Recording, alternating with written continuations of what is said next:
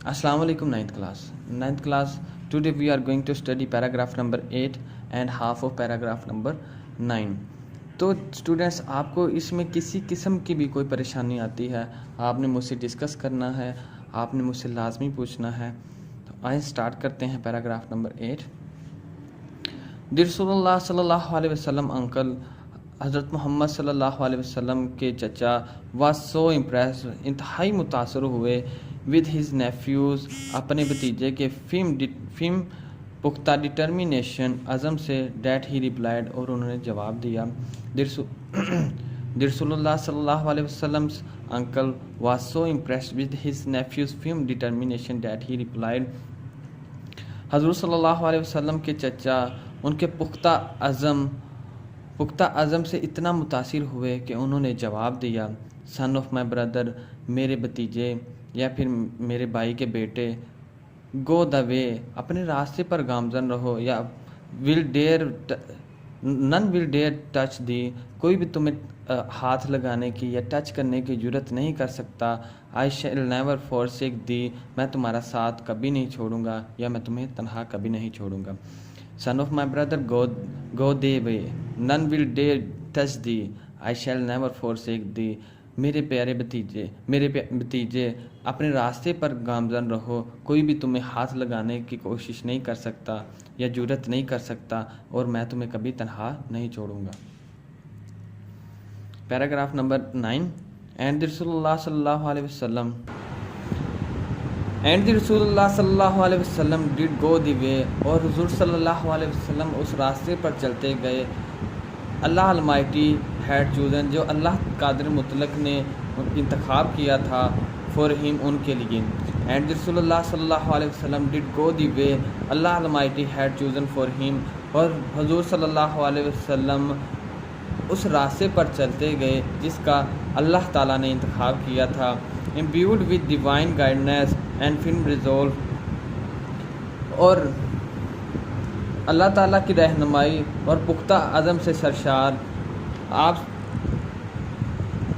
رسول اللہ صلی اللہ علیہ وسلم، حضور صلی اللہ علیہ وسلم نے انکاؤنٹرڈ آل دی چیلنجز، تمام مشکلات کا سامنا کیا، ود گریس اینڈ ڈگنیٹی، انتہائی خوش اسلوبی اور باوقار طریقے سے.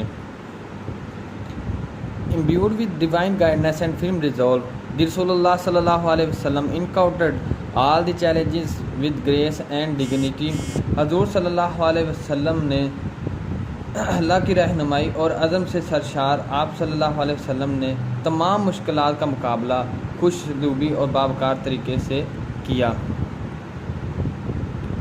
ان نو ٹائم، مختصر ہی وقت میں یا تھوڑے ہی وقت میں، he elevated man to the highest possible level, وہ انسان کو ممکن جو بلند مقام ہے وہاں پر لے گئے.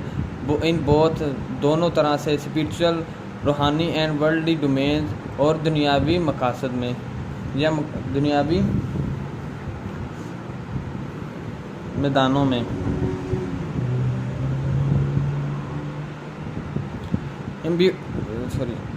In no time he elevated man to the highest possible level in both spiritual and worldly domain، اور مختصر ہی وقت میں آپ صلی اللہ علیہ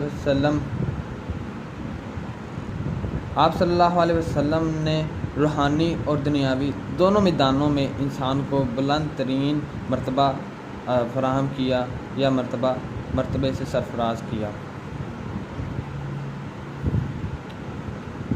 He was also a driving force behind the Arab conquest، عرب کی جو فتوحات ہے ان کے پیچھے بھی جو محرک قوت تھے، which have created an everlasting، جس نے پیدا کیے کبھی نہ ختم ہونے والے، impression on human history، تاثر انسانی تاریخ پر. He was also a driving force behind the Arab conquest which have created an everlasting impression on human history. آپ صلی اللہ علیہ وسلم عربوں کی فتوحات کے پیچھے ایک محرک قوت تھے جو انسانی معاشرہ پر کبھی نہ ختم ہونے والے تاثر کو وجود میں لائی ہیں. نو ونڈر، حیران ہونے کی ضرورت نہیں. He is universally acknowledged as the most influential figure. حیران ہونے کی ضرورت نہیں، وہ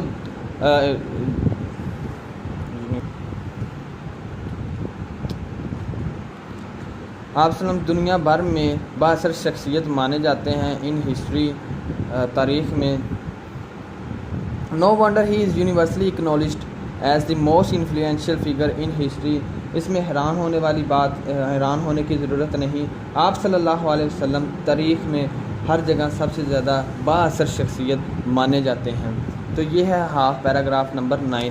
اس کے آگے جو ہے ہمارے مائیکل ہارٹ کے جو ریمارکس ہیں اس کے ریلیٹڈ ہم کل پڑھیں گے انشاءاللہ عز و جل. آپ کو اس سے ریلیٹڈ کسی قسم کا کوئی کوشچن ہو آپ پوچھ لیجیے گا. اللہ حافظ.